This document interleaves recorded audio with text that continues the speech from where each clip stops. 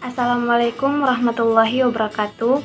Perkenalkan, saya Nur Safa Abdul Wahab dari Prodi Pendidikan Biologi, Fakultas Keguruan dan Ilmu Pendidikan Universitas Ahmad Dahlan.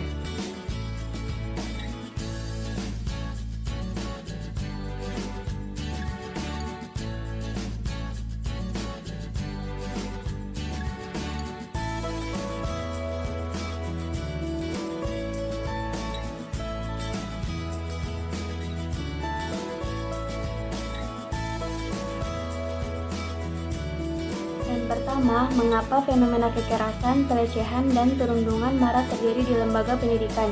Hal tersebut dapat terjadi karena kurangnya komunikasi dan interaksi yang baik antara pendidik dan peserta didik.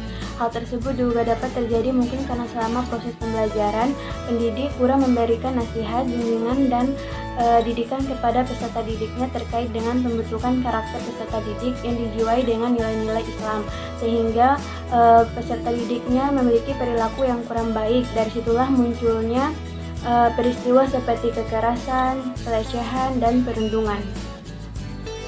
Yang kedua, makna pendidikan dalam Islam.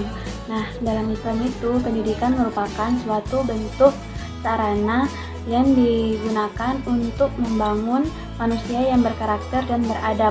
Selain itu, pendidikan juga tersebut merupakan suatu bentuk amal nyata yang digunakan untuk berjihad di jalan Allah, di mana dapat menciptakan suatu generasi yang unggul dan berjiwa nilai Islam. Makna pendidik dalam Islam. Nah, pendidik itu merupakan seseorang yang telah memiliki ilmu pengetahuan, baik itu tentang pengetahuan umum maupun pengetahuan agama, maka wajib baginya untuk mentransferkan ilmu tersebut kepada orang lain, dan dengan cara mentransferkan ilmu tersebut itu demi kemaslahatan umat. Makna peserta didik dalam Islam. Nah, jadi peserta didik dalam Islam itu merupakan orang-orang yang belajar di lembaga pendidikan tertentu dan menerima arahan, bimbingan, nasihat, dan pembelajaran, dan berbagai macam hal lainnya yang berkaitan dengan proses kependidikan. Yang ketiga, interaksi seperti apa yang harus terjadi antara pendidik dan peserta didik.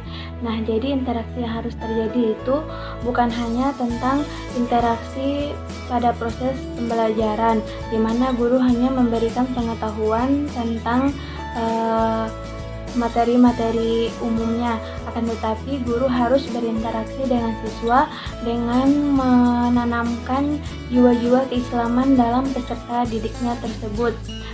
Salah satunya dengan memberikan norma-norma sesuai dengan aturan hukum Islam, dan juga sebagai seorang pendidik maka harus bisa meningkatkan komunikasi atau menciptakan komunikasi dengan baik terhadap peserta didiknya, sehingga dengan komunikasi tersebut maka interaksi antara pendidik maupun peserta didik dapat berjalan dengan baik. Yang keempat, apabila saya sebagai seorang pendidik, maka hal yang harus saya lakukan agar proses pembelajaran tetap berjalan dengan efektif yang tidak terlepas dari nilai-nilai Islam adalah dengan cara pada saat proses pembelajaran berlangsung, maka saya tidak hanya menyampaikan tentang materi umum saja. Misalkan bidang saya adalah biologi, maka saya akan menjelaskan tentang materi tanaman dan dikaitkan dengan contoh-contoh di alam semesta ini, di mana tanaman tersebut merupakan makhluk ciptaan Allah Subhanahu wa Ta'ala. Dan tidak hanya itu, saya sebagai seorang pendidik juga harus mendidik, membimbing, dan menasihati peserta didik saya selama proses pembelajaran berlangsung, agar tidak hanya membentuk mereka untuk menjadi peserta didik yang cerdas, tetapi juga dapat membentuk karakter mereka agar memiliki karakter atau perilaku yang baik sesuai dengan nilai-nilai Islam.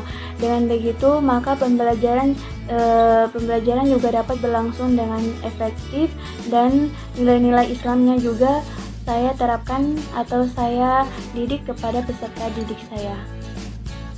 Nah, sekian video dari saya. Kurang dan lebihnya saya mohon maaf ya. Terima kasih. Wassalamualaikum warahmatullahi wabarakatuh.